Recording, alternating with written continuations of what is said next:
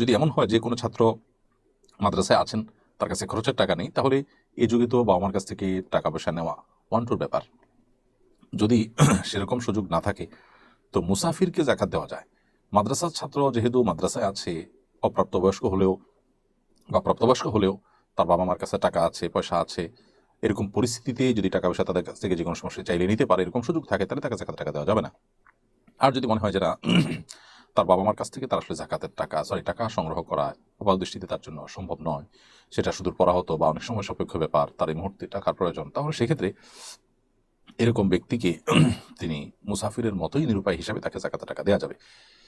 সাধারণত আজকাল পৃথিবীর যে কোনো প্রান্ত থেকে টাকা আনা নেওয়া করা জরুরি কোনো কাজ নয়। এরকম পরিস্থিতিতে এই ছাত্রকে জাকাতের টাকা দেওয়ার আগে ভাবতে হবে যে আসলেই তার বাবা মার কাছ থেকে টাকা পাওয়ার পথ তার জন্য যদি অনেক দুর্গম হয়, অনেক কঠিন হয়, তাহলে সেক্ষেত্রে এটি করা যাবে।